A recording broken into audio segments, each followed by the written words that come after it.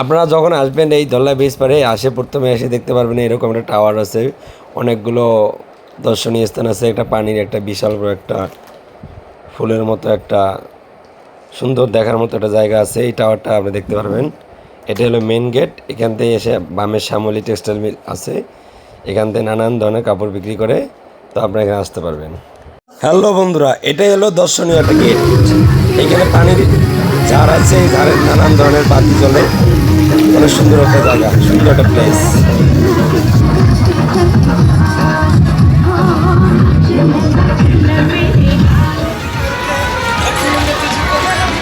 এখানে আমি ঢুকে একটা দৃশ্য দেখতে পেলাম। তো এক অদ্ভুত একটা মানুষ সুন্দর একটা হলুদ জামা পরে একটা ক্যামেরা গলায় দিয়ে ছবি ওটা স্টাইল করতেছে, তো সেটা থেকে আমার খুব ভালো লাগলো। এরপরে পাশাপাশি দেখেন আমার এখানে একটা আতিক আছে, সে স্টাইল করতেছে।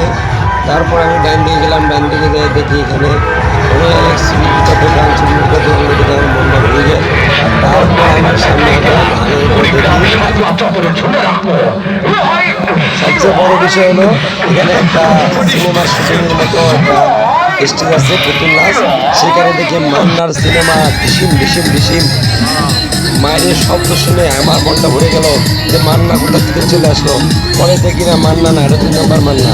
এরপরে এসে আমরা এখানে মান্নার সিনেমা দেখার জন্য অপেক্ষা করলাম, পরে না ভালো লাগলো না, পরে আবার চলে আসলাম। এরপরে এসে আমরা ঠান্ডা আইসক্রিম খেলাম, আইসক্রিম খাওয়ার পর আমরা আবার চলে আসলাম। এইদিকে নৌকা খেলা আছে, নৌকা খেলা বিশাল ডিজে গান বসে, জিনিস জিনিস জিনিস দেখতে থাকুন সবাই। ধন্যবাদ। কুড়িগ্রাম সংবাদ চত্বরে ঝুলে রাখবো।